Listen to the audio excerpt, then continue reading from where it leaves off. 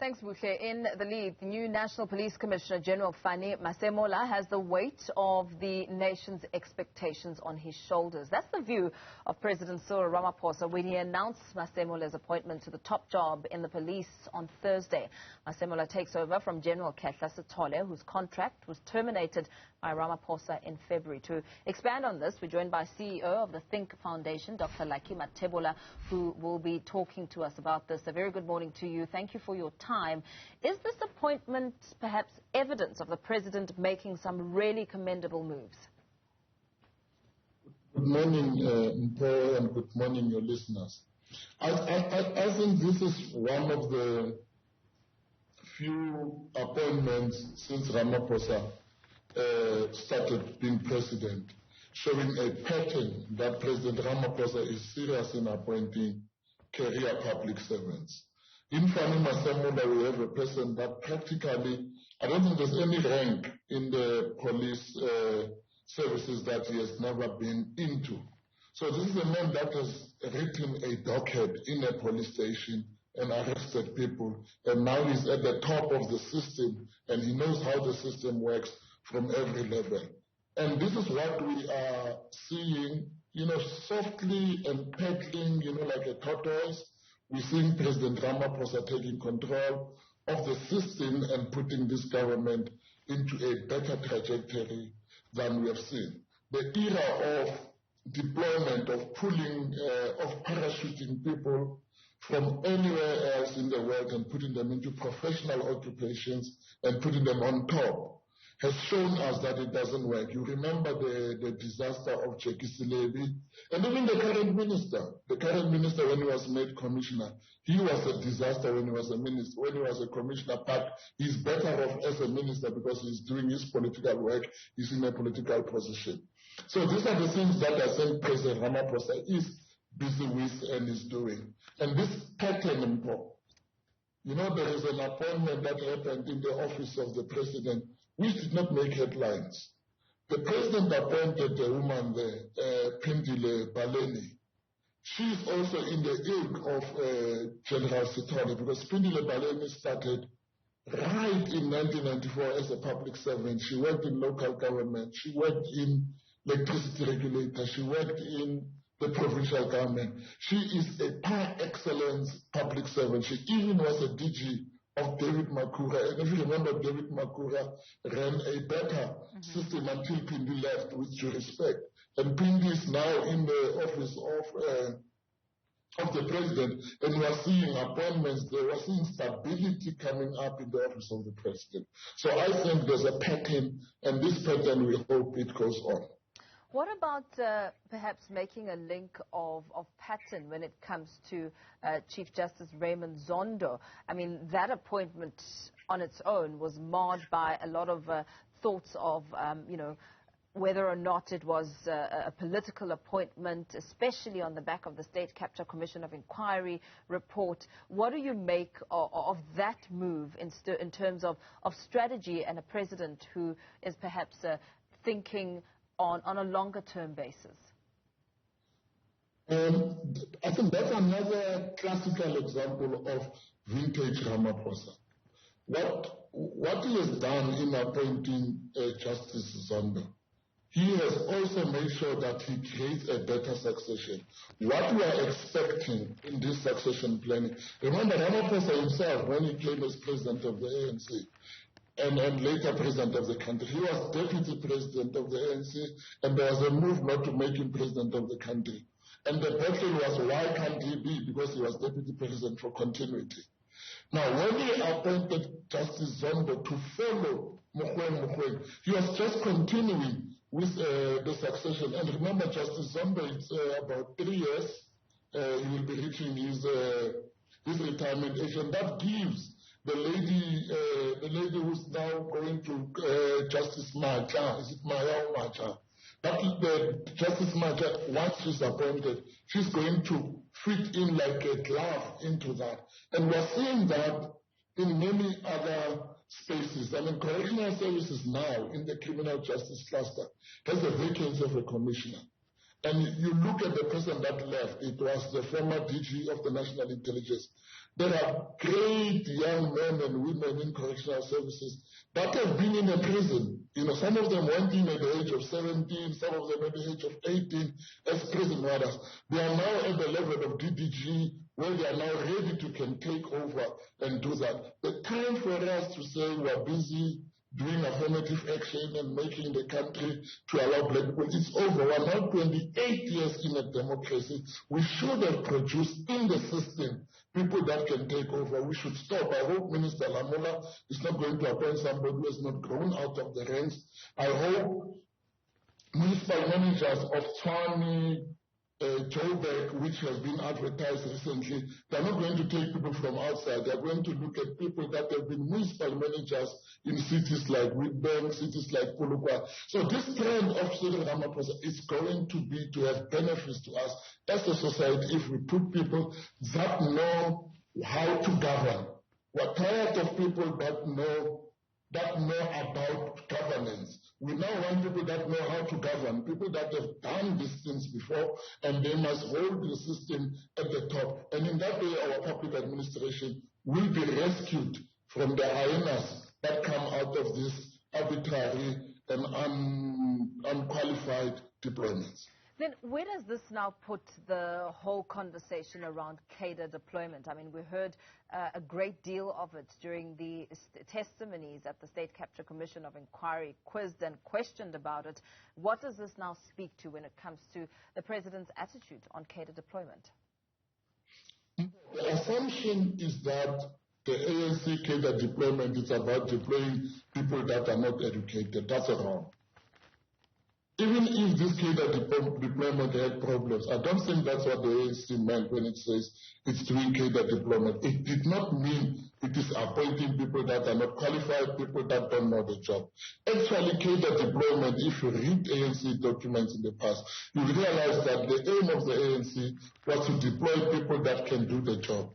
I remember when the Treasurer General of the ANC, the late Mathebula, they took people out there in the world to go and start. I mean, the Governor Lesitja Kanyako, he is not the mistake where he is. Governor Lesitja was taken to London School of Economics, and there are many other people, even Pindi herself. Pindi Zimande in the office of the DG. She was part of the cohort of people that were taken to Harvard Business School. They were taken to through other people by that manpower division of the ANC, preparing people so that they can. So cadre development doesn't mean you pick up a person in the street and make him there. No. But the 28 years that we have been governing as black people in this country, if we have not produced qualified municipal managers, qualified CFOs, qualified DGs, qualified accountants, then we have failed as a society, because I think now I can say without any shadow of the doubt, there are great young men and women out there that Ramaphosa is actually showing them that there's a future in the public service. They're going to be appointed because they are good, not they're going to be appointed because they can pay better. So this thing of cadre development is gone. We've seen in the campaign of councillors, they've removed all those people that don't have certain qualifications. We're having more and more councillors that are better qualified. We're expecting the NEC that they're going to elect in December to also put a standard to say to be an NEC member of the ANC, you should at least have a basic minimum of a degree. And then let them flush all these people that we have seen that they've made bad judgments, not because of any other thing, but because their mental faculties could not handle the complexity of our democracy. On one end, Dr. Mathebula, the president is being seen as safeguarding his own political career and aspirations for his role as president of the country and the ANC. And on the other end, of course, looking at the strategy that he's putting in place, speaking to the type of cabinet that he wants and the reshuffle that could potentially be coming forward. We know, as I look at the Sunday World this morning, it says goodbye to the fore as Cyril assembles his trusted allies, speaking to the more younger people being moved strategically within the cabinet, and also perhaps factionalism also at play? Look, let's remove this myth that is in South Africa. There's a myth in South Africa. A myth that our politics should not be politics. If President Ramaphosa is making moves to put people that are his trusted lieutenants, he would be a stupid politician not to do that.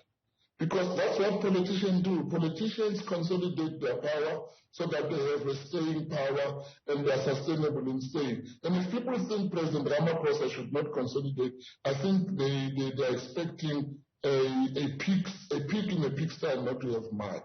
So I think President Ramaphosa, what he's doing, but he's doing it correctly. He is picking up young men and women that are qualified. He is making his cabinet to have people that are qualified. I mean, if you look at his cabinet, few of them are not qualified out of to be in their positions. And we're expecting that as he's consolidating himself for the second term, we're expecting in that cabinet to see highly qualified, complex people that will understand the complexity of our democracy. The challenge here is that our democracy is a very complex democracy. We're dealing with a constitutional democracy that talks about the rule of law. And if you have cabinet ministers that don't understand those basic concepts of what they are dealing with in the sense of what the Constitution expects of them, we will always find ourselves having to have another Maya commission to deal with this cabinet, having done what the other cabinets have been doing, like we've had with Zondo Commission. So I think President Ramaphosa is on a good wicket. And what do you make of what's been happening with the motion of no confidence in President Cyril Ramaphosa? We know that the ATM's motion of no confidence in the president has lapsed, and also the DA also saying that given the chance, they would push for it again, and saying that they're not fazed by the failure of this motion of no confidence in the cabinet. What does that now, perhaps lead or perhaps lead to when it comes to the concerns of the opposition and the confidence in President Cyril Ramaphosa? Well, there will always be in the history of any president, there will always be a moment where they test that president in terms of what support does he have in his or her political party. There is a unfounded rumor that President Ramaphosa does not have the support of all the members of parliament in parliament of the ANC. So when you execute a motion of no confidence, and that motion of no confidence is through a secret ballot, you might have the president not getting the vote that he requires, even from his political party. There is that thing. So it needs to be tested, but President Ramaphosa, if he's not sure about it, together with his speaker and his chief whips, and they fight it. That's what politics is all about. I think what South Africans should start accepting is that we must start trying to have fascination about the type of politics that are emerging, because we are now having real politics where people are fighting about power and all those things. And that's why I'm saying President Ramaphosa is on a good wicket, because as the politics are starting to be real in parliament, President Ramaphosa is appointing good men and women to govern the country, to administer the country, and remove politicians in the administration of the country, because any society collapses because of the type of administrators it has. We can have good politicians like we had Mandela, good politicians that we had with Thabo Mbeki. Even Jacob Zuma was a good politician, not a good administrator. But our problem has always been these administrators that were doing these things. That's why we have things like unmaintained public infrastructure, unmaintained, all those things that are maintained. That is the function of the administrators. And President Ramaphosa has seen that area to say, if I don't make this state to be capable, so that when people open their taps at home, there's clean water. When you switch the switch in your home, there's light. When you walk out of your gate or you drive out of your gate, there are no potholes. When you take your kids to a park, the park is clean and maintained. That is the type of people that I think President Ramaphosa is bringing a tradition that let us appoint those type of people and not bring people that don't know what they are doing. Fannie Sitole arrested people somewhere in his career. He knows what a criminal is. He arrested people, and as a police commissioner, he knows what it means to be a policeman out there. And that was the best appointment. We're expecting that Minister Lamola appoints a person that has been inside the prison and put an arrested person in the prison and waited for that person for at least 5 years or 7 years to be released and release that person. Don't bring people that come from the air and throw them in correctional services and think they'll make a good job as commissioners. It has failed. We cannot continue, and Ramaphosa is leading in that thing. Very well. Thank you so much for that very thorough analysis. The CEO at the Thinc Foundation and public policy analyst, Dr. Mathebula, speaking to some of the key appointments we've seen of recent with the president making those moves. Up